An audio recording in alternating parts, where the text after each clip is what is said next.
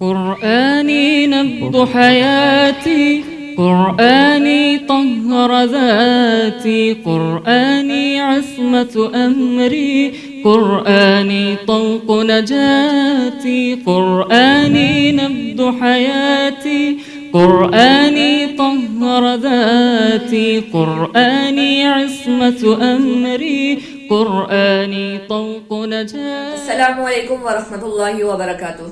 نحمده ونصلی علی رسول الکریم، اما بعد فاعوذ باللہ من الشیطان الرجیم. بسم اللہ الرحمن الرحیم. رب اشرح لی صدری ویسر لی امری واحلل عقدۃ من لسانی یفقہوا قولی. آج ہماری آخری قسط ہے الحمدللہ شعبان المعظم کی خصوصی ٹرانسمیشن کی. آج ہے اتوار اور آج ہماری جو آخری قسط ہے اس میں تمام چیزوں کا خلاصہ دینے سے پہلے اخلاص و تقوی آج کا جو موضوع ہے اس پر بات کرتے ہیں. اخلاص و تقوی ہے کیا؟ اس کے لیے پہلے ہم اخلاص کے جاتے ہیں. اخلاص کا مفہوم کیا ہے؟ اخلاص کے لیے خلوص نیت کا لفظ استعمال کیا جاتا ہے. اخلاص کے لفظی معنی ہے ملاوٹ سے پاک، خالص کرنا، خالص ہونا، ملاوٹ سے پاک ہونا، ہر طرح کی گندگی، کذب اور جھوٹ سے پاک ہونا.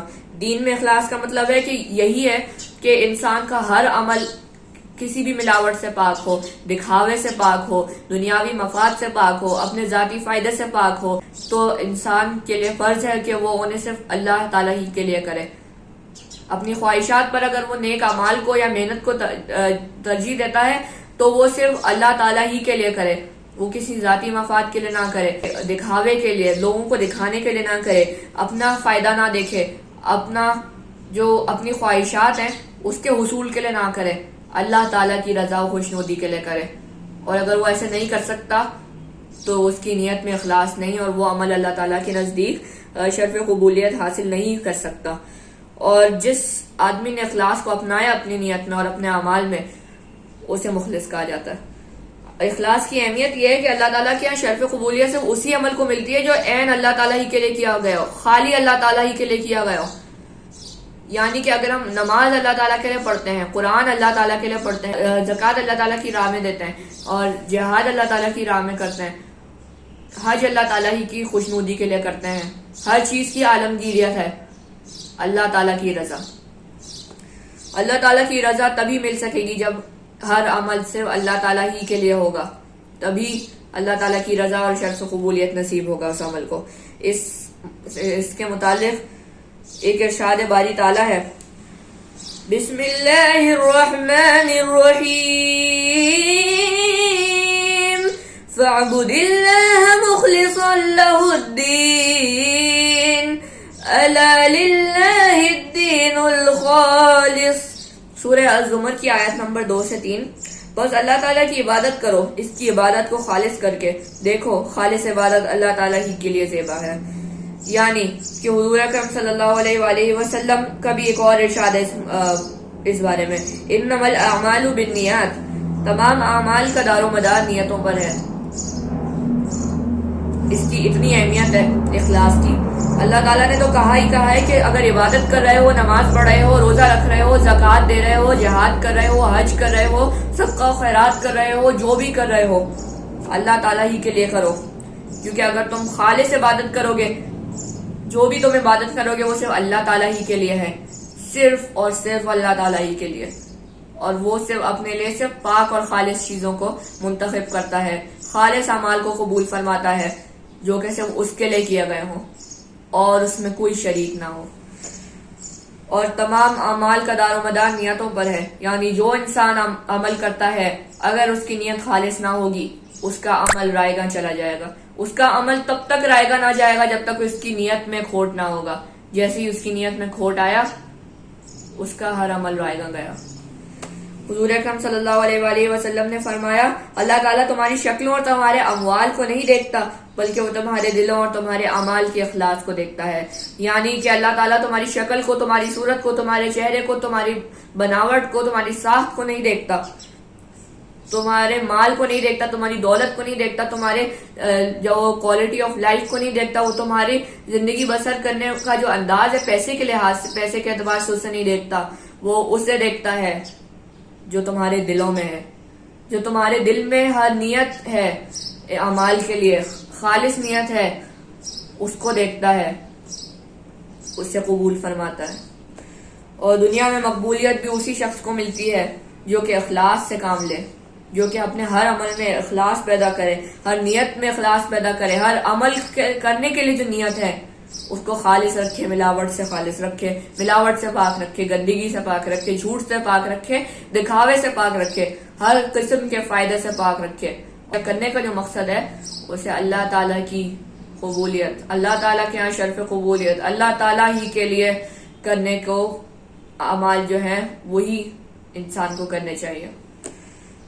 اور اگر انسان انسانیت کی بھلائی کے لیے بھی کام کرے گا تو سماج بھی اس سے فائدہ اٹھائے گا، معاشرہ بھی اس سے فائدہ اٹھائے گا، معاشرے میں امن و امان ہوگی. اس کی تمام جو نیتیں ہیں اخلاص والی، اس کی ایک نشانی یہ ہے کہ وہ عوامی فلاح و بہبود کے لیے بھی ضرور کام کرتا ہے.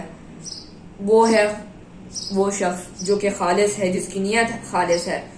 اور ہمیں بھی چاہیے کہ ہم اخلاص کو اپنی زندگی میں اپنائیں، کیونکہ جس کے اندر اخلاص نہیں، جس کی نیتوں میں اخلاص نہیں، اس کے اعمال رائیگاں چلے جائیں گے. جو اللہ کے لیے اعمال نہیں کرتا اپنے، اس کے اعمال کا فائدہ ہی کیا. اللہ تعالیٰ کی رضا حاصل کرنے کی اللہ ہمیں توفیق دے، اور دنیا اور آخرت میں سرخرو ہونے کا اور ہمارے تمام اعمال کو شرف قبولیت حاصل کرنے کا اللہ تعالیٰ جو ہے وہ قبولیت حاصل کرنے کا اپنی شرف عطا فرمائے. جو دوسرا موضوع ہے اس میں وہ ہے تقویٰ. تقویٰ کا مفہوم یہ ہے کہ تقویٰ عربی زبان کا لفظ ہے کہ اس کے معنی ہے ڈرنا یا بچنا یا پرہیز کرنا.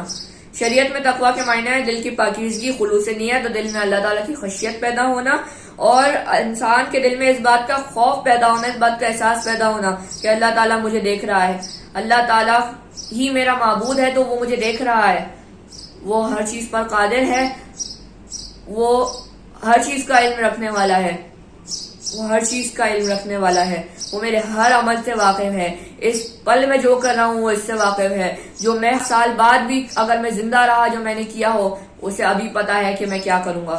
تو اسی لیے انسان کے دل میں اس بات کا خوف پیدا ہو، احساس پیدا ہو، تو وہ اپنے اعمال کو بہتر بنائے، اپنے برے اعمال سے چھٹکارا حاصل کرے، کیونکہ اللہ دیکھ رہا ہے.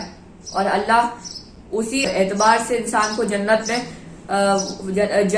انسان کو اسی اعتبار سے ملے گی کہ وہ اچھے اعمال کرے. قیامت کے دن جس کے اچھے اعمال کا پلہ بھاری ہو اسے ہی جنت ملے گی. تو انسان اسی کے ذریعے خوف کھائے، خوف خدا اپنے اندر پیدا کرے اور اچھے اعمال کرے. یہ ہے تقویٰ. اور تقویٰ والوں کو متقی کہا جاتا ہے. جس نے برا عمل کیا اسے سزا ملے گی، اور اگر اس نے برا عمل کیا، حضور اکرم صلی اللہ علیہ وآلہ وسلم اللہ تعالیٰ کے احکامات کی نافرمانی کی، تو اسے یقیناً دوزخ ملے گی. تقویٰ کی اہمیت یہ ہے کہ اللہ تعالیٰ نے ہر عمل کو، ہر عبادت کو حصول تقویٰ کے لیے انسانوں پر فرض کیا ہے، مسلمانوں پر فرض کیا ہے.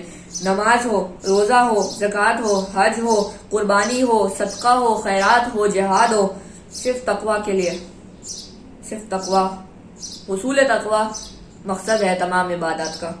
اسی لیے اللہ تعالیٰ نے قرآن مجید میں فرمایا ہے فَمَنِ اتَّقَى وَأَصْلَحَ فَلَا خَوْفٌ عَلَيْهِمْ وَلَا هُمْ يَحْزَنُونَ. سورہ الاعراف آیت نمبر 35. یعنی کہ جو کوئی ڈرے اور نیک اعمال کرے تو نہ ان پر خوف ہوگا اور نہ وہ غمگین ہوں گے. یعنی کہ جو نیک اعمال کریں، جو اللہ سے ڈریں، تو انہیں یہ خوف نہیں ہوگا کہ ان کی پکڑ ہوگی آخرت میں، کیونکہ وہ نیک اعمال آلریڈی کر رہے ہوں گے. اور جو نیک اعمال نہیں کر رہے ہوں گے انہیں ہمیشہ اس بات کا گلٹ رہے گا، خوف رہے گا، اور وہ اسے دبانے کی کوشش کر رہے ہوں گے کہ ہم برا عمل کر رہے ہیں، ہمیں سزا ملے گی، ہمیں اس کا بدلہ ضرور ملے گا جو کہ اچھا نہ ہوگا. جو بالکل غمگین نہیں ہے، اس کا مطلب انہوں نے پوری طرح سے تقویٰ کو حاصل کر لیا ہے عبادات کے ذریعے. انہوں نے مکمل طور پر اللہ تعالیٰ کے لیے اچھے اعمال کرنے کا فیصلہ کر لیا ہے، تو اس وجہ سے انہیں کوئی غم نہیں، اور انہیں یقین ہے کہ اللہ تعالیٰ ضرور، ان کا پروردگار ضرور انہیں آخرت میں اچھا بدلہ دے گا. جو پرہیزگار ہیں وہ باغوں اور نعمتوں میں ہوں گے. اللہ تعالیٰ کا ارشاد ہے کہ یعنی جو پرہیزگار ہیں انہیں تو جنت ملے گی، جو بے شمار نعمتوں والی جگہ ہے.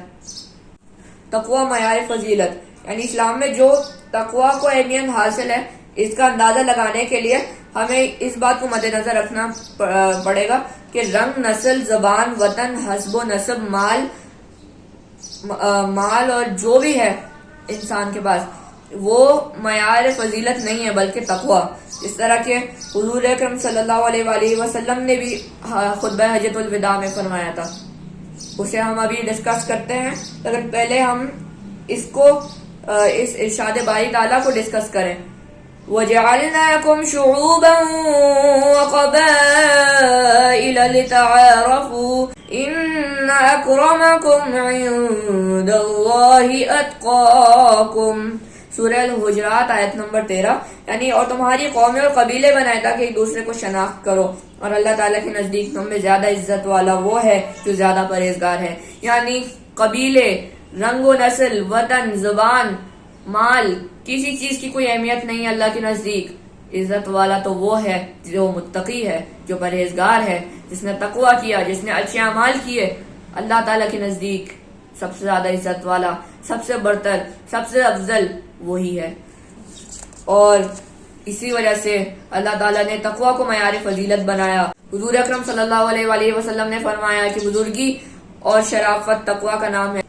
اور اسی طرح حجۃ الوداع، خطبہ حجۃ الوداع میں لوگوں کو مخاطب کر کے پکار کے اللہ کے نبی حضرت محمد مصطفیٰ صلی اللہ علیہ وآلہ وسلم نے فرمایا کہ یاد رکھو، عرب کو عجم پر اور عجم کو عرب پر، گورے کو کالے پر اور کالے کو گورے پر کوئی فضیلت نہیں. برتر وہ ہے، افضل وہ ہے جس میں سب سے زیادہ تقوی ہے. یعنی کہ حضور اکرم صلی اللہ علیہ وآلہ وسلم نے فرمایا کہ چاہے اس کی جو بھی شناخت ہو، چاہے اس کا جو بھی رنگ ہو، چاہے اس کی جو بھی زبان ہو، چاہے اس کا کچھ بھی جو بھی ہو، چاہے وہ سب سے مختلف ہو، لیکن جس میں تقوی زیادہ ہے فضیلت کا باعث تقوی ہی ہے. جس میں تقوی نہیں ہے اس سے برتر وہ ہے جو تقوی والا ہے، چاہے وہ عرب کا ہو یا عجم کا، چاہے وہ گورا ہو یا کالا ہو، چاہے اس کی جو بھی شناخت ہو، تقوی والا ہمیشہ برتر رہے گا. اس کا مطلب کہ اخلاص اور تقوی ہی بلندی کا آخری زینہ ہے، اخلاق کی بلندی کا آخری زینہ ہے. اس لیے ہم پر لازم ہے کہ اخلاص و تقوی کو اپنی زندگی میں اپنائیں. کوئی بھی نیک عمل کریں اللہ تعالیٰ کے لیے کریں، اس کی خوشنودی کے لیے کریں، اور اس سے کوئی ذاتی مفاد وابستہ نہ ہو. اور اگر کوئی بھی عمل کریں اللہ تعالیٰ کو کہ حاضر اور ناظر جان کر اللہ تعالیٰ کو کریں، اسی کے سبب سے ہم نیک روش پر چل جائیں گے، نیک روش اپنا لیں گے، اچھے اعمال کریں گے، دنیا میں اس کا اجر پائیں گے اور آخرت میں بھی اس سرخرو ہو جائیں گے. ہمارا ہر عمل جو اللہ تعالیٰ کے لیے کیا گیا ہوگا انشاءاللہ اسے اس دنیا میں بھی اس کے بدلے سے ہمیں اس کے عوض ثواب ملے گا، اور آخرت میں بھی یا اللہ تعالیٰ کے ہاں بھی شرف قبولیت نصیب ہوگا. آج کے لیے اتنا ہی. آخر میں کہتا چلوں کہ جو بھی ہمارا یہ مقصد تھا اس شعبان المعظم کی ٹرانسمیشن کا، وہ اخلاق کی بلندی تھا، وہ اخلاق کی باتیں کرنے کا تھا. اور یہی وجہ ہے کہ نقش قدم نبی کے ہیں، جنت کے راستے اللہ سے ملاتے ہیں، سنت کے راستے. اللہ ہمیں نیک اعمال کرنے کی توفیق عطا فرما. آخر میں اللہ تعالیٰ سے دعا ہے کہ اے اللہ رمضان کے لیے بھی ہمارے دل میں نیکی، فلاح و بہبود کے کام کرنے کا جذبہ پیدا کر دے، اور اے اللہ ہمیں اس دنیا میں بھی نعمتیں عطا کر اور آخرت میں بھی نعمت عطا کر، اور اے اللہ ہمیں دوزخ کے اور قبر کے عذاب سے بچا. اے میرے پروردگار ہمیں اس دنیا میں نیک اعمال کرنے کی توفیق عطا فرما، جس کے عوض سے ہمیں اس دنیا میں بھی فائدہ پہنچے، اور آخرت جو کہ دائمی ہے، جب اس عالم فانی سے رخصت ہو کر ہم آخرت کے لیے تیار ہوں تو اے اللہ اس وقت بھی ہمیں جنت نصیب فرما، بہشت نصیب فرما، اور ہمارے ہر اچھے عمل کو اخلاص نیت سے نواز. ہمیں اس بات کا احساس دلا کہ ہمارے لیے اخلاص ہی اور تقوی ہی اخلاق کے زینے کا، اخلاق کی بلندی کے لیے آخری زینہ ہے. اور اے اللہ ہمارے ہر عمل کو اپنے ہاں شرف قبولیت نصیب فرما. جزاک اللہ خیر کثیرا. السلام علیکم ورحمۃ اللہ وبرکاتہ. قرآني عصمة أمري، قرآني طوق نجاتي، قرآني نبض حياتي، قرآني طهر ذاتي قرآني عصمة أمري قرآني طوق نجاتي